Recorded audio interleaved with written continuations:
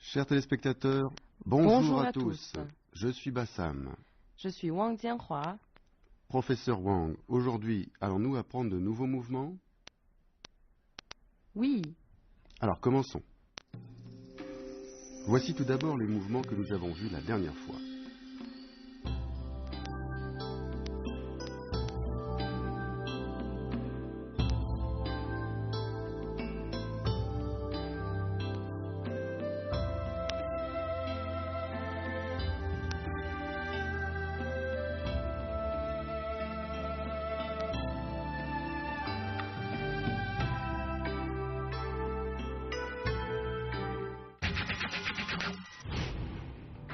Et voici maintenant les mouvements que nous allons voir aujourd'hui.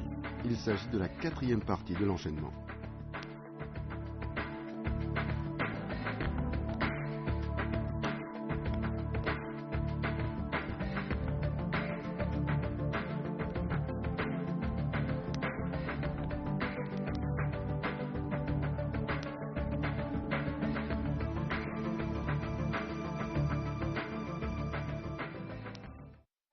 Aujourd'hui, nous allons voir la quatrième partie de l'enchaînement. Préparez-vous.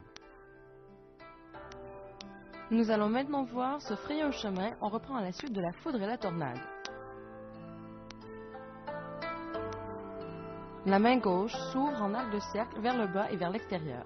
La main droite vient frapper vers le bas à gauche. Les deux mains se croisent devant soi.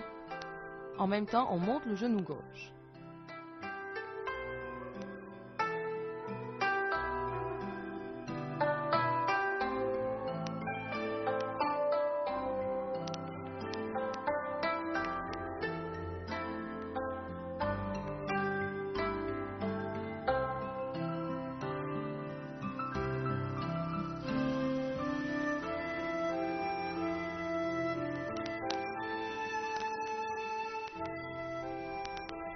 Ensuite, c'est la technique de l'anéantissement total. On reprend à la suite de se frayer un chemin. On pose le pied gauche devant soi et on saute avec le pied droit. On pivote le corps vers la droite tout en balayant horizontalement autour de soi avec le nunchaku de la main droite. On bloque ensuite sous le bras droit et on frappe de la paume gauche en position du cavalier. Les yeux regardent à gauche.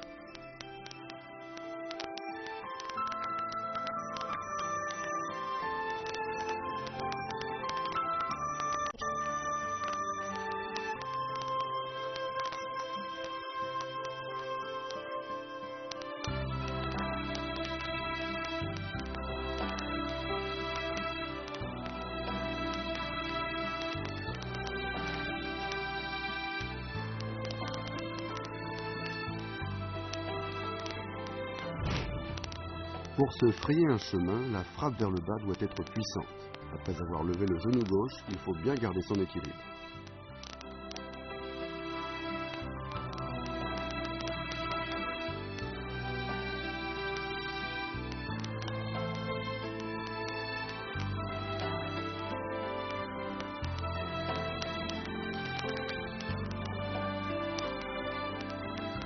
L'anéantissement total est prévu pour contrer plusieurs adversaires. Il faut faire attention à la synchronisation des déplacements, du mouvement des yeux, des mains et du corps.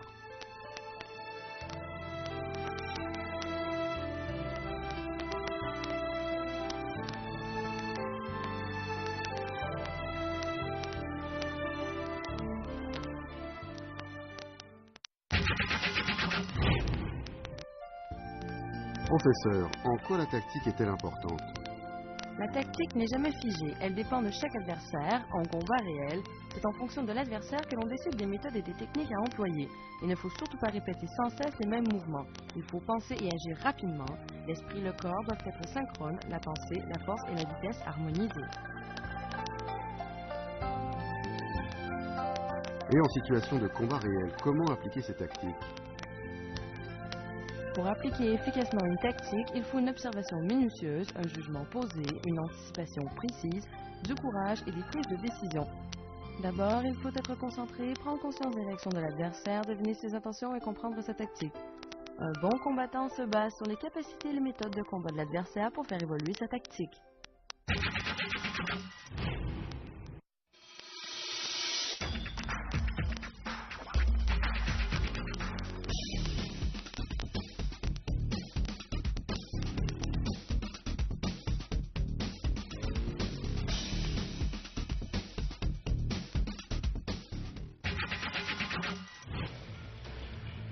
Le nunchaku ou bâton à 2 sections est une arme particulière et fascinante. Rapide comme l'éclair et tranchante comme une lame, elle a été popularisée par les films de Bruce Lee.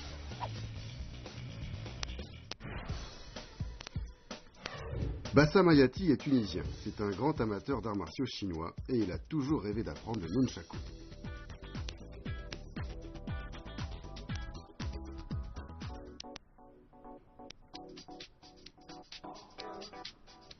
La pratique du kung-fu apporte énormément. Cela enseigne tolérance, respect, persévérance et confiance en soi. On sait tous que Bruce Lee, dans ses films, faisait souvent usage du nunchaku. Il le maniait avec aisance et une grande habileté. Le maniement du nunchaku est beau à voir. Cela peut être un art de démonstration, mais c'est aussi et surtout une arme de défense.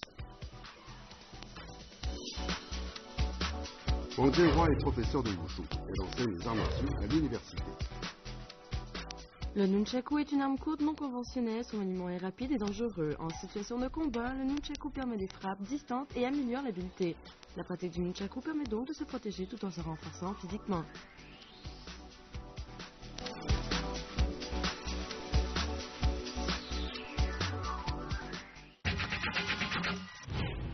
Maintenant, voici l'esprit du héros, on reprend depuis la position du cavalier.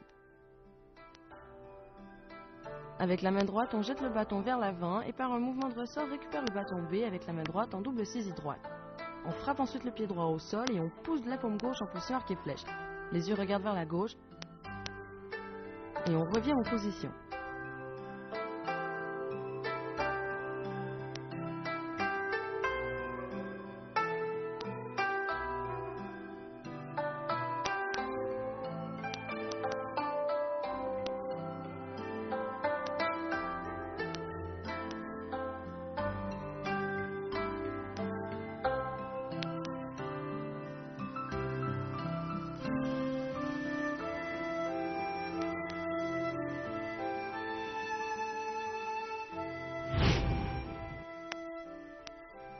Pour l'esprit du héros, quand le bâton B fait son mouvement de ressort, il faut le saisir avec précision.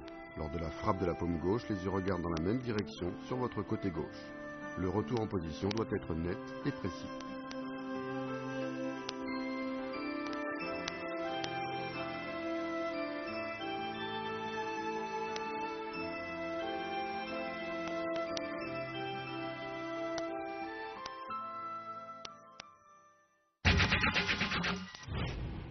La technique de l'anéantissement total est le mouvement le plus compliqué d'aujourd'hui. Voyons comment Bassam l'effectue.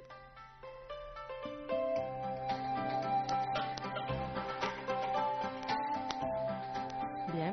Alors, techniquement, ce mouvement sert à frapper les adversaires tout autour de soi. Il faut donc bien synchroniser le mouvement des yeux, des mains, des hanches et des pieds. Je vais vous montrer.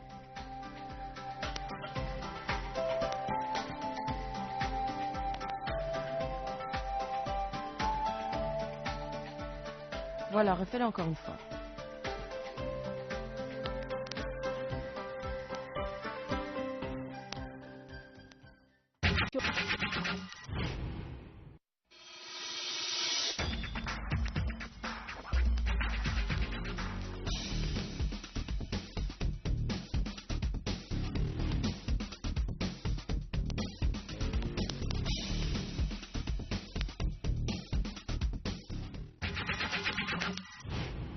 Vous aussi, vous aimez le nunchaku? Alors restez avec nous pour la suite de notre entraînement.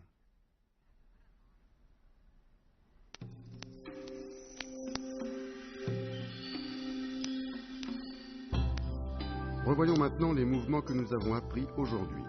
Se frayer un chemin.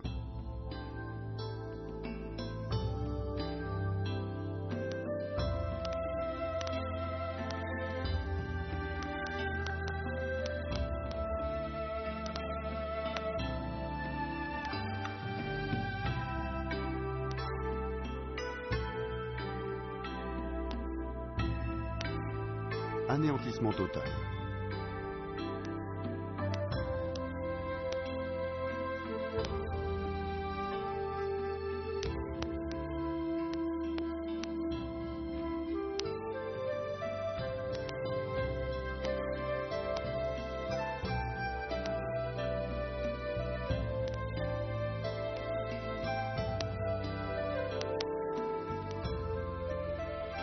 L'esprit du héros et retour en position.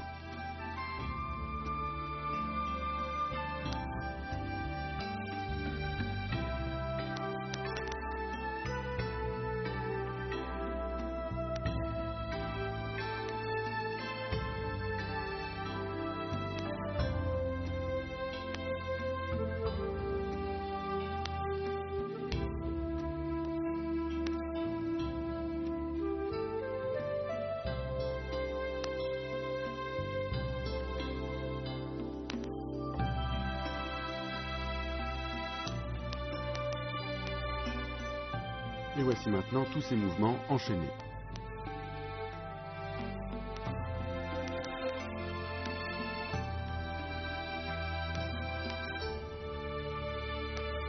Refaisons maintenant tous les mouvements de la quatrième partie.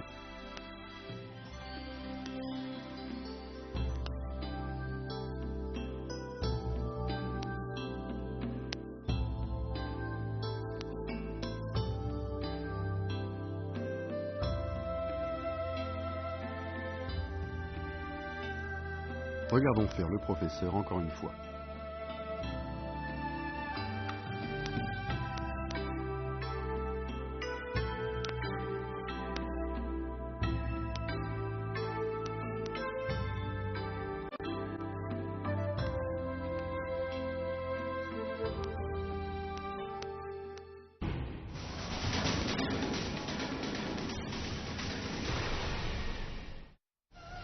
Le nunchaku vise la simplicité, l'immédiateté et l'efficacité.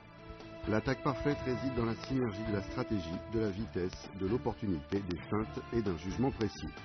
Lors d'une attaque, il faut avoir la volonté de vaincre, attaquer rapidement, avec âpreté et précision, et savoir camoufler ses intentions. Pendant que vous gardez votre distance défensive, préparez votre attaque. Elle doit être simple, rapide et précise, avec éventuellement des feintes pour troubler la défense adverse. Conservez l'initiative, celui qui frappe en premier a plus de chances de remporter le combat.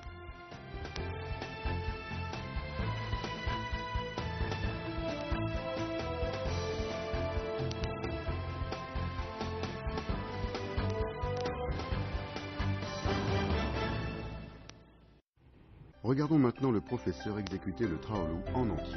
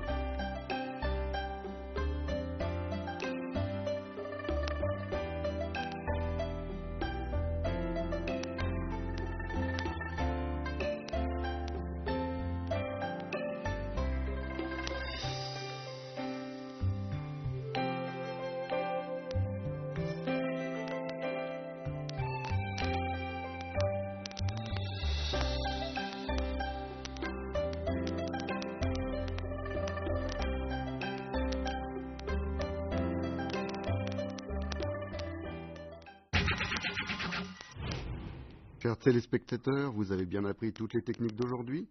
J'espère que vous allez vous entraîner sérieusement. Professeur, la prochaine fois, nous allons continuer l'entraînement? Oui. Je suis impatient d'y être. Chers amis, il est temps de nous quitter. Rendez-vous la prochaine fois. Au revoir.